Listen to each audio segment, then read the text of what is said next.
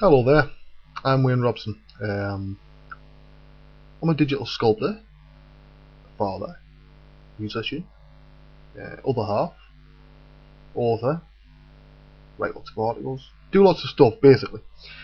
I thought it was about time to drag out probably the oldest webcam in the world and plug it into this laptop. Those that have been following on my own site or the MySpace site that I use, a sort of personal blog, will know the battle I've been having with this new laptop, with Vista. Well, you'll be happy to know that Vista has died. I killed it yesterday. I do expect fully the police to come to the door with a warrant for my arrest from Bill Gates himself for daring to get rid of Vista from this laptop.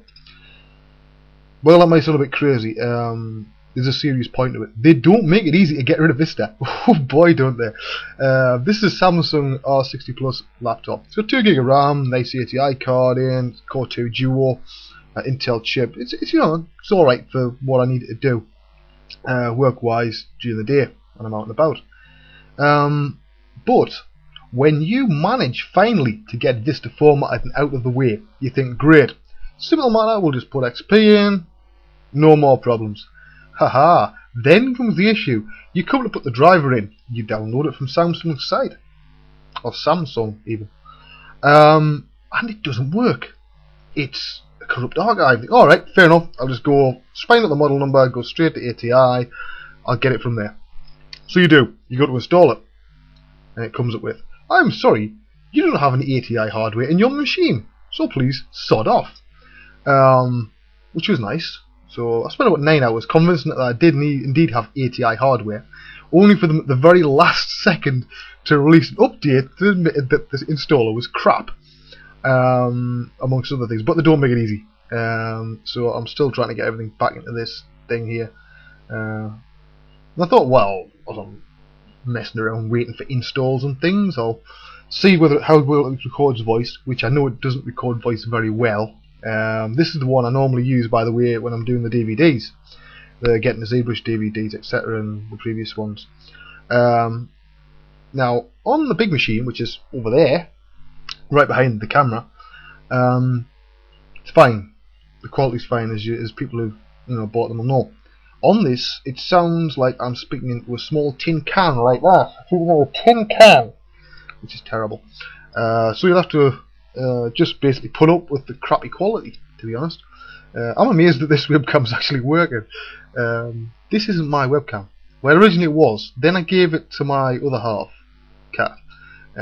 Then it went onto her machine. It ceased to work 9 times out of 10 for about a year.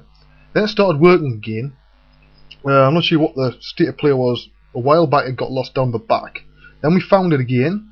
So it explains why it's pretty dodgy quality. I basically nicked it off earlier on and says, right, I'm going to try that webcam on the laptop, which went down about as well as a pork chop at a Jewish wedding.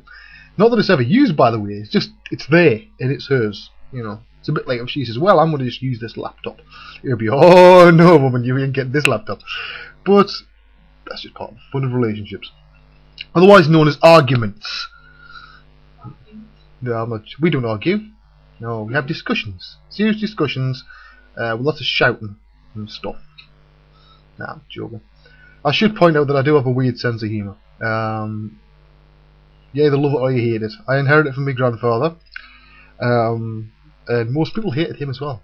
Because he was the sort of bloke that he would come out with something that would sound really insulting. Now, if you could see the joke in it, that it was meant as a joke, it was hilarious. If you didn't, you hated his guts and you never want to speak to him again. So it's a bit risky. My own family don't really appreciate my sense of humour. My dad does. My dad's got a similar sense of humour. We both like very old, sort of odd jokes and laugh for hours. Nobody else does.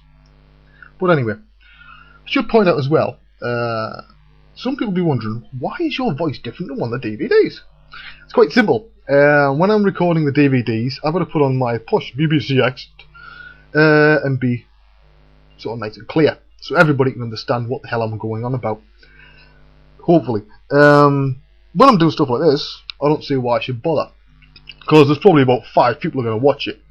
And I don't really want to be, being Wayne Robson Digital Sculptor. I'd rather be Wayne, just me. All the faults, failings and stuff. So what is digital sculpture for those who don't know? Right, I use a program called ZBrush. 3.1 is the current version. And it's a bit like working with clay, a digital version of clay. And I have a nice sort of Wacom tablet which has a nice little pen there. Got the Intuos 3.1s for the people who are interested in that sort of thing, which is sort of an industry standard. And I can just draw on my little tablet and, you know, things will come up on the screen. It'll take bits of this virtual clay away and add bits, and it's using polygons, which are not disappearing parrots.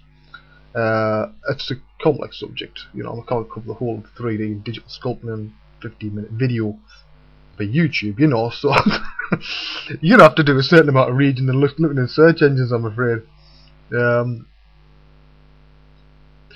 Should point out, for those people, like, it's amazing amount of times when people have seen me on various cameras over the years. I've always got a cigarette in my hand. You'll know from the DVDs, those that see them. You can hear me lighting cigarettes all over the place. It is, look, it's not anything it's not supposed to be. It's a proper cigarette, right? It's a Richmond Super King's menthol. Now, I smoke menthol because I like minty tastes, and I also like to try and fool myself that it's actually better for me than normal cigarettes, which it isn't. I'm one of those very boring people. Don't take drugs because I'm crazy enough. Last time, I think I was out about a month ago for a drink, and before that it was May. Before that it was last Christmas, and before that I think it was about September or something. So I don't drink a lot. To all intents and purposes, I'm 90% teetotal. It's not through choice, just the fact we've got a 2.5-year-old, which sort of limits the amount of times you go out. Because let's face it, everybody out there in YouTube land, imagine this, all you sort of young lads, you're single or you've got a girlfriend, no children on the scene. You do not know how lucky you are. Right, you go out, have a night in the piss, great, knocking back the pints or whatever, you feel great. Next morning you wake up like shit, you feel like, you know, an extra from Night of the Living Dead. But that's alright, because you can lie in bed all day. But not with a child. No. With a child at 6:30 in the morning, he will wake you up by starting to jump up and down on your stomach, shouting daddy into your face, maybe even drooling, things like that, and then he'll start bouncing up and down shouting earthquake, and if you're really, really, really lucky, he may hit you over the head with a brush trying to brush your hair. So really, you don't really want a hangover, you know what I mean? Hangovers are bad news with kids, so that's the reason why I don't. But I should also point out, I do not smoke in the house when Kane's here. But he goes out on a Wednesday. He goes out a few days a week with my parents to give us some sanity.